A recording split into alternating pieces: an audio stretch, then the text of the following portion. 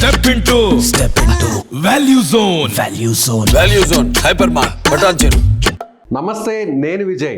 YS Sharmila కొద్దిసేపటి కిందటే ఢిల్లీలో తన పార్టీని వైఎస్ఆర్టీపీ పార్టీని కాంగ్రెస్ పార్టీలోకి విలీనం చేసినటువంటి పరిస్థితి. విలీనం చేసిన తర్వాత కాంగ్రెస్ పార్టీ అధిష్టానం ఎలాంటి బాధ్యతలు ఇచ్చినా కూడా తీసుకోవడానికి తాను సిద్ధంగా ఉన్నానంటూ షర్మిల ప్రకటించారు. సో ఇక మీదట ఇప్పటి వరకు జరుగుతున్నటువంటి ఊహాగానాలు అన్నిటికీ కూడా తెరపడ్డాయి. సో కాంగ్రెస్ పార్టీ నాయకురాలుగా ఇక షర్మిల మారిపోయారు. సో ఇక్కడి నుంచి ఏపీలో రాజకీయ ముఖ చిత్రం ఎలా ఉండబోతుందనేది ఇప్పుడు రాజకీయ వర్గాల్లో ప్రధానంగా జరుగుతున్నటువంటి చర్చ. అసలు షర్మిల ఏం మాట్లాడారు, షర్మిల స్పీచ్ని బట్టి చూస్తే నెక్స్ట్ ఆమె అడుగులు ఎలా ఉండబోతున్నాయి అనేటువంటి దాని మీద కూడా ఒక చిన్న విశ్లేషణ చేద్దాం మనం.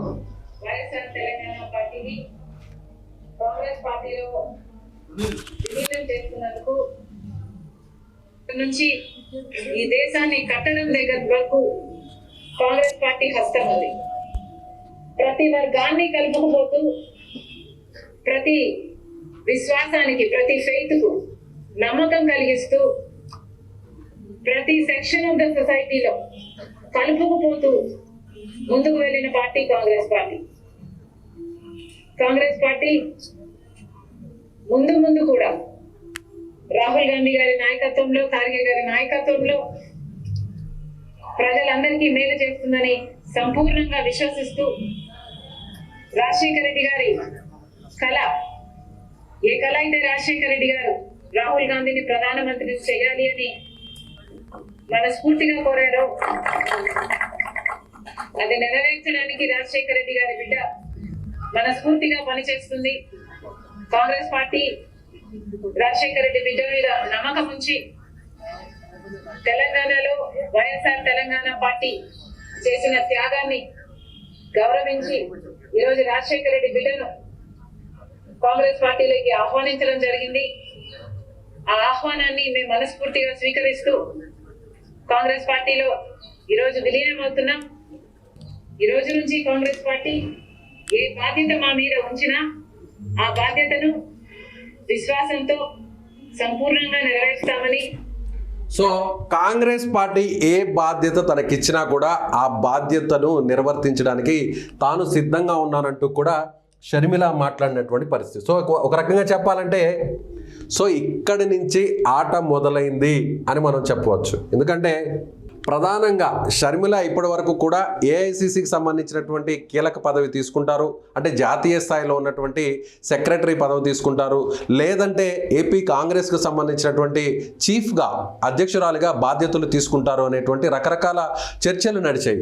అయితే వీటన్నిటికీ కూడా తెరపెడుతూ ఖచ్చితంగా ఆమె ఏపీ కాంగ్రెస్కి సంబంధించినటువంటి బాధ్యతలను తీసుకోవడానికే సిద్ధంగా ఉన్నట్టుగా మనం అర్థం చేసుకోవచ్చు. ఎందుకంటే ఏపీ కాంగ్రెస్ చీఫ్గా ఉంటేనే అక్కడ కాంగ్రెస్ పార్టీ బలోపేతానికి ఖచ్చితంగా షర్మిల చాలా కీలకంగా వ్యవహరించేటువంటి పరిస్థితి ప్రస్తుతం ఉందని చెప్పాలి. ఎందుకంటే ఇప్పటికే వైసీపీకి సంబంధించినటువంటి చాలామంది నాయకులు, ఇప్పటికే రెబల్స్గా ఉన్నటువంటి ఎమ్మెల్యేలు, ఎంపీలు వీరందరూ కూడా ఇప్పుడు కాంగ్రెస్ పార్టీ వైపు చూస్తారు అనేది ఇప్పుడు రాజకీయ వర్గాల్లో నడుస్తున్నటువంటి చర్చ. అయితే ప్రస్తుతం టికెట్లు రాని వారంతా కూడా షర్మిల వైపు, షర్మిల ఉన్నటువంటి కాంగ్రెస్ వైపు చూసేటువంటి అవకాశాలు ఎక్కువగా కనిపిస్తున్నాయి. సో ఈమె చెప్పిన దాన్ని బట్టి, అంటే షర్మిల మాట్లాడిన దాన్ని బట్టి చూస్తే మనకి ఇక్కడ ఆమె స్పీచ్ని బట్టి, కాంగ్రెస్ పార్టీలో చేరిన తర్వాత ఆమె చేసినటువంటి ప్రసంగాన్ని బట్టి చూస్తే, సో గతంలో తన తండ్రి రాహుల్ గాంధీని ప్రధానమంత్రిగా చూడాలంటూ కలలు కన్నారు. అందుకోసమే ఆయన కాంగ్రెస్ పార్టీలో చాలా కీలకంగా వ్యవహరించారు. కాంగ్రెస్ పార్టీని ఏపీలో, ఉమ్మడి ఏపీలో అధికారంలోకి తీసుకొచ్చారు. సో తన తండ్రి కలను నిజం చేయడానికి, తన తండ్రి స్వప్నాన్ని నిజం చేయడానికి తాను కాంగ్రెస్ పార్టీలో జాయిన్ అయ్యాను. నేను కూడా రాహుల్ గాంధీని ప్రధానమంత్రిని చేసే విధంగా శక్తి వంచన లేకుండా పనిచేస్తానంటూ కూడా ఇక్కడ షర్మిల మాట్లాడారు. సో ఇక మీదటి నుంచి ఏపీలో రాజకీయ పరిస్థితులు పూర్తిగా మారిపోబోతున్నాయి. షర్మిల కాంగ్రెస్ పార్టీ కండువా కప్పుకున్నారు. అలాగే ప్రస్తుతం ఎక్కడైతే జగన్మోహన్ రెడ్డి ఉన్నారో, జగన్మోహన్ రెడ్డి కేసీఆర్తో కూడా ప్రస్తుతం భేటీ అయ్యారు. ఇక్కడ తెలంగాణలో హైదరాబాద్లో అటు ఏపీ సీఎం జగన్మోహన్ రెడ్డి అలాగే తెలంగాణ మాజీ సీఎం కేసీఆర్ ఇద్దరు కూడా భేటీ అయ్యారు. అక్కడ ఢిల్లీలో ప్రస్తుతం షర్మిల కాంగ్రెస్ పార్టీలో జాయిన్ అయ్యారు. ఆ తర్వాత ఆమె ఎలాంటి పని చెప్పినా కూడా చేయడానికి సిద్ధంగా ఉన్నారంటూ ప్రకటించారు.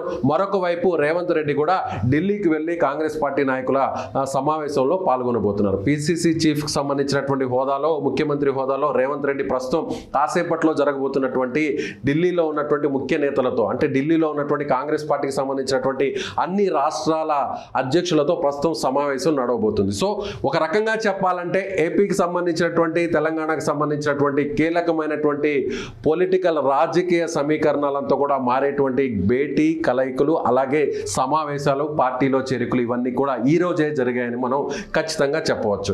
ఎందుకంటే ఇక్కడ నుంచి షర్మిల ఎలా వ్యవహరించబోతున్నారు, తన సోదరుడికి సంబంధించి, అంటే కాంగ్రెస్ పార్టీని వ్యతిరేకించే జగన్మోహన్ రెడ్డి వైఎస్ఆర్సీపీని ఏర్పాటు చేశారు.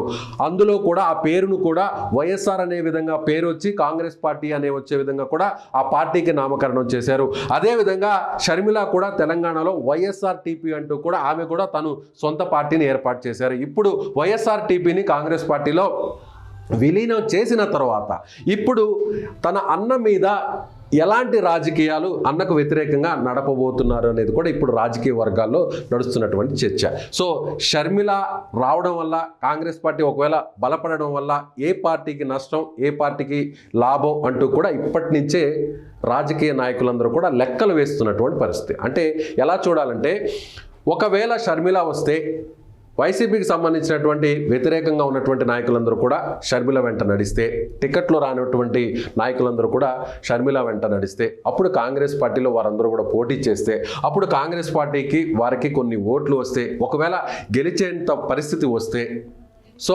దానివల్ల ఎవరికి నష్టం? అది వైసీపీకి నష్టమా, లేదంటే తెలుగుదేశం పార్టీ కూటమికి నష్టమా అనేది కూడా ఇప్పుడు అందరూ కూడా అంచనా వేసేటువంటి పరిస్థితి.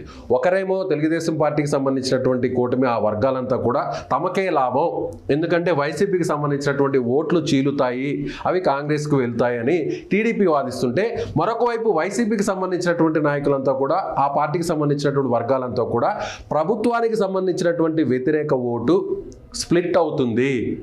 తెలుగుదేశం పార్టీ కూటమికి కొంత ఓటు చీలితే, కాంగ్రెస్ పార్టీకి, షర్మిల ఉన్నటువంటి కాంగ్రెస్ పార్టీకి కొంత ఓటు చీలుతుంది, తద్వారా తమకు లాభం చేకూరుతుంది అనేది కొంతమంది చెప్తున్నటువంటి వాదన.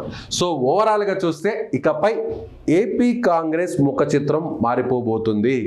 ఇప్పటి వరకు గడిచినటువంటి 10 ఏళ్లలో, ఈ 10 ఏళ్ల కాలంలో ఏపీలో కాంగ్రెస్ పార్టీ ఐసీయూ మీద ఉందని చెప్పాలి. ఒక రకంగా చెప్పాలంటే, అంటే అటు ముందుకు వెళ్ళలేక వెనక్కు చూడలేనటువంటి దారుణమైనటువంటి పరిస్థితుల్లో కాంగ్రెస్ పార్టీ ఇప్పటి వరకు ఏపీలో ఉంది. అయితే ఇప్పుడు కాంగ్రెస్ పార్టీలోకి షర్మిల వచ్చిన తర్వాత వైఎస్ రాజశేఖర రెడ్డి కుమార్తెగా ఆయన తన వారసత్వాన్ని కొనసాగిస్తాను కాంగ్రెస్ పార్టీలో అంటూ ఆమె చేసినటువంటి ప్రసంగాన్ని బట్టి చూస్తే కాంగ్రెస్ పార్టీ ఏ విధంగా బలం పుంజుకుంటుంది.